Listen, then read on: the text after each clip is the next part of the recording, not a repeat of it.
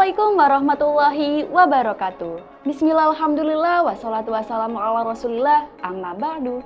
Hai sahabat santri semua, saya Mutiara Dewi kembali menyapa Anda semua yang pastinya di program Teras Santri. Tentunya dengan topik yang sangat menarik dan bintang tamu yang tak kalah asik. Hanya di Teras Santri, ngobrol asik tanpa mengusik, didukung oleh Alifatur. Mau umroh nyaman, Alifatur solusinya. Oke guys, pada episode kali ini kita akan mengobrol-ngobrol seputar derek bunyai. Kata derek bunyai ini sudah sering banget kita dengar, apalagi di lingkungan pondok pesantren, atau biasa kita sebut itu dengan santri dapur, santri dalam, atau yang familiar banget nih di telinga kita ini adalah sebutan khodam. For your information, khodam atau derek bunyai itu adalah sebutan bagi seseorang yang terpilih untuk berkhidmat dan mengabdi secara tulus kepada bunyai atau Pak Kiai. Nah, biar ngobrolnya lebih asik nih, di samping saya sudah ada bintang tamu. Dia ini adalah salah satu derek bunyai di pondok pesantren Nadwatul Ummah. Tapi jangan salah guys, dia ini orangnya asik banget. Selain asik tentunya cantik dong.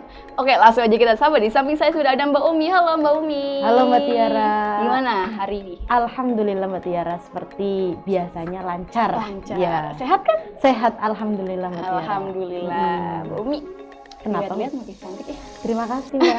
Karena syaratnya menjadi cantik itu satu Mbak. Apa tuh? Wanita. Waduh. Mbak Tiara juga cantik. Gitu. Aduh. Berarti nggak ada pria cantik ya? Nggak ada. Nggak ada. Iya, nggak ada. Mbak Umi kalau boleh tahu asal mana Iya. sih? Saya asal ikon Icon. kota saya ya. Ya. Itu bawang merah dan telur asin. Bawang merah Iya. dan telur Iya. asin. Apa itu Mbak Tiara? Tahu nggak? Tetangga ini Iya. mah. Apa tuh? Brebes Iya ya. bener banget. Orang Abak, orang Penak. Ada. Ya, bener. Boleh nih lah sapa-sapa buat temen-temennya di Brebes. Pakai bahasa apa? Pakai Brebes Oh, dong. iya, boleh. Halo sedulur KB, akhirnya nyong mancing YouTube Teras Santri. Ajak lalen ya, di subscribe, like, komen. Soalnya tontonannya manfaat. Ya. Bener-bener orang Kapak, orang Kepenak ya ini. Itu kalau Ya, boleh bener tahu banget. artinya apa tuh? Untuk teman-teman di rumah gitu ya, sedulur semuanya, saudara. Akhirnya saya masuk YouTube ya, masuk YouTube Teras Santri. Oh, iya. Jangan lupa di like, bener. komen, subscribe gitu, supaya bisa mendapatkan studio ini nih Mbak, bisa mendapatkan penghargaan yang warnanya emas. Oh ya Allah. Itu Ya, dari lebih berapa YouTube ya? subscriber itu ya? Itu udah banyak. Oh gitu banyak lah. banget iya. Mbak, kalau boleh tahu dari kapan sih jadi undap jadi khodam? Saya menjadi bagian dari keluarga pendereknya itu alhamdulillah dari tahun 2015. 2015? Tepatnya 2 bulan Oh, 2 bulan setelah jadi santri baru. Oh, berarti dari masuk sini tahun 2015, Iya. 2 bulan, terus jadi Tepat ini sekali khodam. Mbak Tiara, Gitu. iya. Berarti udah berapa tahun tuh? Baru 8 Mbak. 8? Iya. Baru ya? Iya baru Mbak. Karena rasa-rasanya buntut itu surga Ya. gitu. Susah banget meninggalkan buntut Udah gitu. nggak bisa move on ya? Iya dari bener buntut. banget, bener. Gagal move Iya, on ya? gagal move on. Kalau andai kata saya keluarnya sekarang gitu. Yo, Ya. gitu. Berarti saking banyak kenangan atau gimana? Bener banget Mbak, karena buntut itu sudah menjadi bagian dari separuh dari umur saya gitu. Separuh Makanya nafas. iya separuh nafas. Aduh jangan separuh nafas Mbak. Kenapa tuh? Nanti ngap. Semua nafas tuh Iya gitu ya? semua nafas aja. Iya dikeluarkan gitu kan. Iya betul Mbak Tiara. Ini Mbak Umi ini jadi khodam itu ditunjuk atau mengajukan diri gitu? Sedikit ceritanya Mbak Tiara. Boleh. Iya. Banyak juga Kak. Iya, makasih. Awal mula saya menjadi khodam itu adalah dikarenakan dorongan finansial. Finansial. Gitu. Oh, berarti ada Karena masalah finansial ada dulu. finansial. Saya itu sebenarnya mondok itu sempat boyong Mbak Tiara. boyong? Boyong. Saya tuh begitu 1 bulan di sini nih. Terus 2 minggu saya boyong. Kenapa? Karena penurunannya finansial. Oh, gitu. jadi sempat Akhirnya- pulang ke rumah ya? Betul sekali. Saya pulang dengan kondisi ya udahlah saya mengalah, lanjut aja sekolah di rumah. Iya. Mungkin ini jalannya gitu kan. Saya udah tabah banget, tabah ya. Iya. Nah, terus di 2 minggu saya di rumah itu saya nangis terus Mbak. Saya tuh beneran ingetnya itu pondok. Oh gitu. Abah, Ya Allah. karena pas itu posisinya saya sudah melewati yang namanya agenda wajib di Nadwa. Nah betul sekali. Udah melewati penataran, jadi kayak ngerasa saya udah menjadi bagian dari Nadwa gitu loh. Ya, Betul Nadwa udah banget. melekat gitu. Akhirnya komunikasi lagi sama keluarga, ya udah nggak apa-apa, nanti untuk masalah finansial tadi diusahakan gitu. Yang penting mungkin ini loh jalur yang tepat gitu. Akhirnya saya berangkat lagi gitu. Berangkat lagi, posisinya teman-teman itu pada heran. Lah, Mbak Umi katanya bonyong. Sebenarnya malu banget. Kak, sebetulnya di sekolah juga nama saya sudah dicoret. Udah keluar iya, gitu. udah keluar. Gitu, Mbak. Karena memang sudah konfirmasi sama pihak sekolah juga. Nah, dari situ ibu saya menghadap bendahara Manu Putri bahwa mengatakan ya curhat lah Mbak, curhat biasa ya, wali santri, orang tua dengan bendahara pihak jadi sekolah. Bendahara Manu Putri itu kan kebetulan bunyai kita, Iya, Umi Yeni, benar. Umi Yeyen gitu kan, atau sapaan akrabnya kita semua. Ibu saya menceritakan, intinya di situ mohon maklumnya kalau misalnya ada keterlambatan dalam membayar biaya sekolah gitu. Diceritain dulu ya? Diceritain dulu, terus juga mohon info gitu kalau misalnya ada beasiswa dan sebagainya, saya diajukan gitu. Terus di situ Umien nanya, santri anaknya santri mana Bu gitu. Santrinya Abah Fuad. Gitu. Nah itu pondokan saya Bu kata Umien. Kebetulan gitu ya. Kebetulan banget, mungkin ya inilah yang dimaksud dengan jalannya gitu Mbak. Saya percaya gitu banget takdirnya. Dari di situ beneran pintu segala kegundahan yang selama ini kita menjadikan problem gitu dibuka. Berarti di situ, pintunya betul, segalanya. di situ Mian gini, ya sudah Bu, santri L berarti. Iya, ya udah ikut saya aja, ikut saya. Jangan khawatir. Jangan khawatir Ibu nggak usah khawatir. Di sini sama saya aja. Gitu. Di situ ada sayanya. Di situ saya nangis. Terharu ya, terharu banget. Ya Allah, alhamdulillah ada kesempatan untuk mondok, ada kesempatan untuk khidmah gitu kan. Karena ini sebenarnya saya keinginan mondok Mbak. Gitu. Itu jauh sebelum albumnya Kiai Faris rilis Ayo Mondok itu jauh sebelum itu. Jadi sebenarnya udah pengen mondok udah gitu. pengen mondok banget dan terlaksana di jenjang aliyah gitu. Dan dari situ saya ikut derek bunyai. Berarti awalnya tuh sebuah ketidaksengajaan ya. Sebuah ketidaksengajaan. Itu jalan Allah banget ya. Amin. Terus perasaan Mbak Ubi pas jadi ditunjuk jadi udah ikut saya aja tuh rasanya gimana? Awal mula ya terkejut ya Mbak ya. Iya. Ini gimana, tugasnya apa gitu, tugasnya apa, tapi juga senang. Iya, gimana senang, sih? Senang tapi bingung. Senang tapi bingung gitu kan, seperti memahami perasaan. Waduh. Gitu. Senang tapi bingung. Senangnya itu, alhamdulillah saya menjadi salah satu dari mereka yang beruntung. Kenapa? Karena saya bisa menjadi orang terdekatnya beliau-beliau gitu.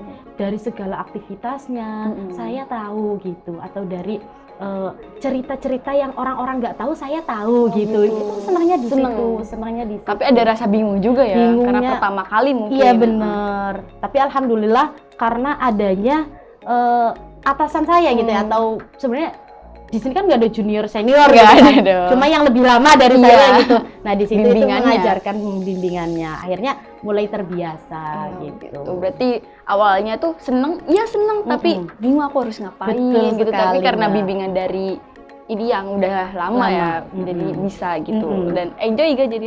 Ya jelas enjoy sekali. Makanya betah. Saya di buntut itu Mbak, beneran andai kata 365 hari ya dalam 1 tahun.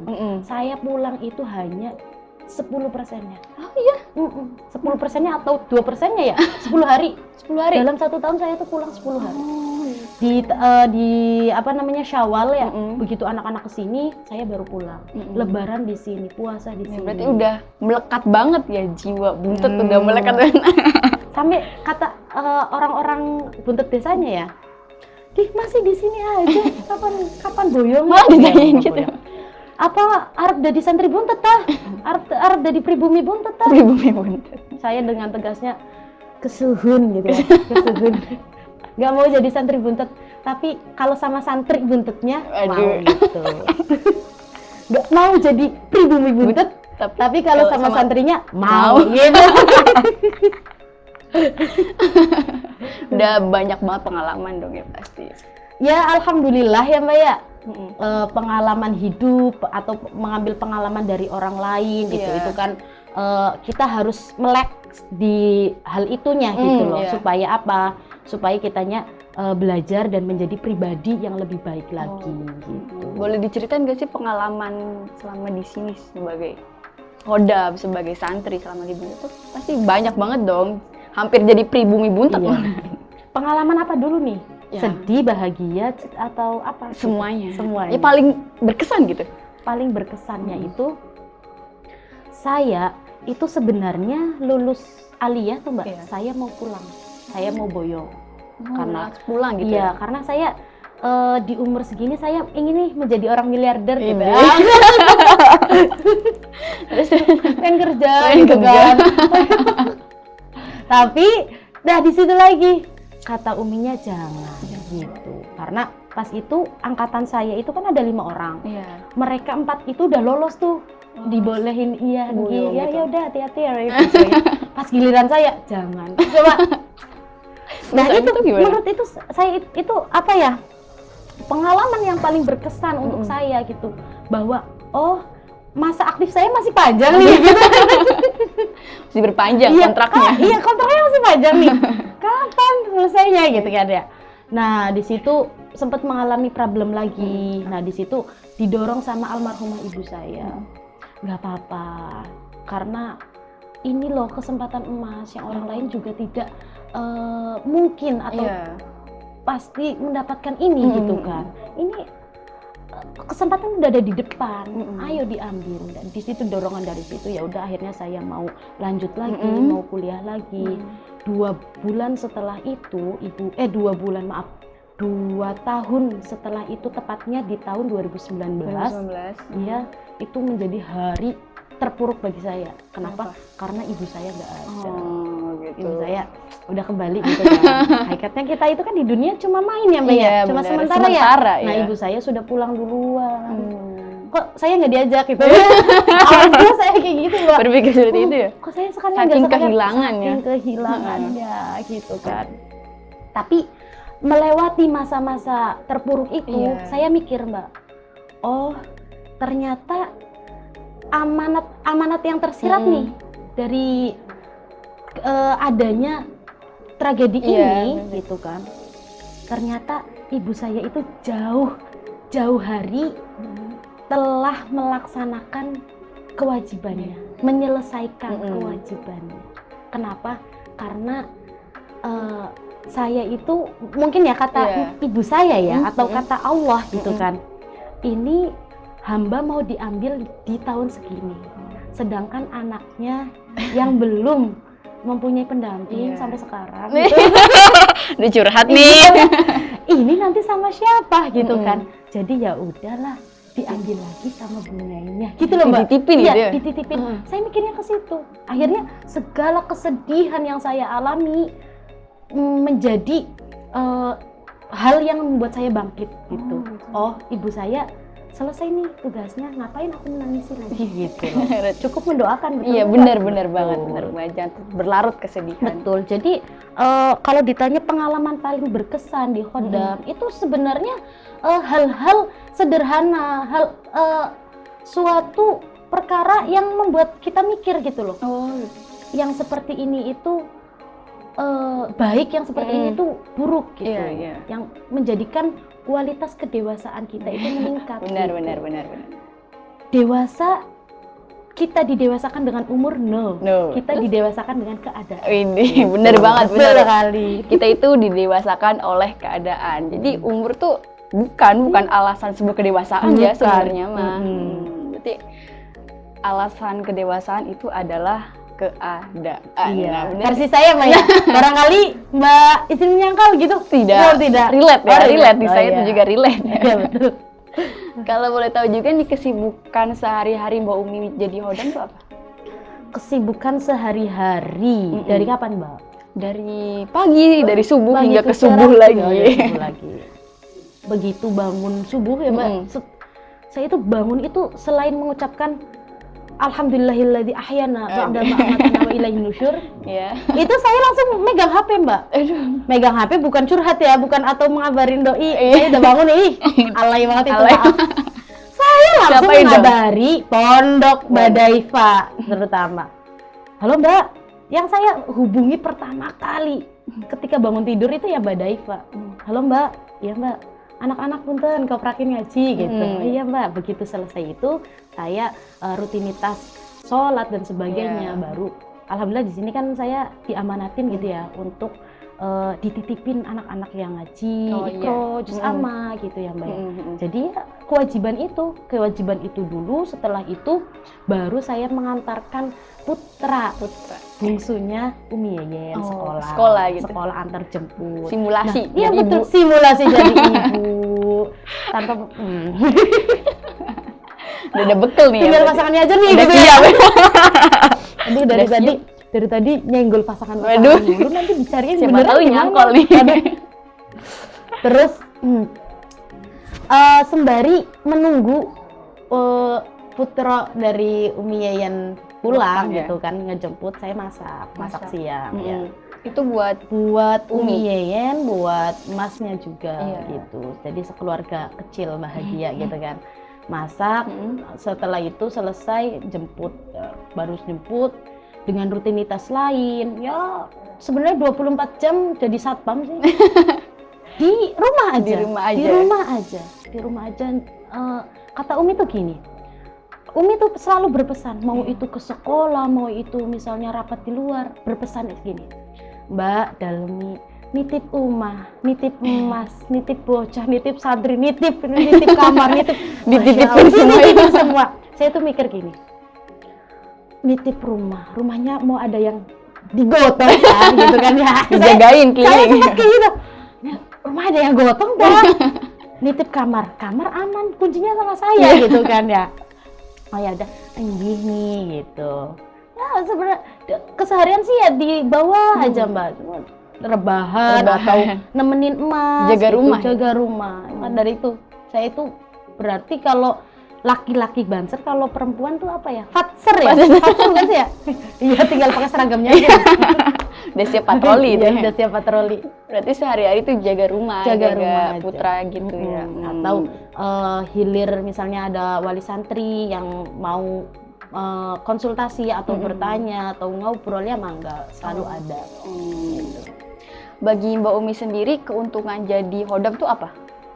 Keuntungan jadi Khodam banyak pastinya. Banyak banget dong. Iya, salah gitu satunya kan. Atau salah 2, salah 3, salah 5. Oh iya, salah 5. Aduh. Salah satunya adalah keuntungan jadi Khodam. Itu hidupnya itu bayangan-bayangan kalian jadi Khodam itu hidupnya traveling mulu. Lagi-lagi Mbak Umi ikut ke Bandung, lagi-lagi Mbak Umi ikut ke ini. Ya itu keuntungannya salah satu itu. Ya. Jujur saya Mbak tahu mall karena di Brebes nggak ada mall. Brebes itu kalau mau ke mall, kalau nggak ke Tegal Cirebon. Iya nggak? Iya benar. Makanya keuntungan jadi Khodam itu saya mengetahui dunia luar. Saya tahu mall, saya tidur di hotel gitu kan, bantalnya empuk, nggak kayak di sini gitu kan, wangi, nggak bau peces gitu ya.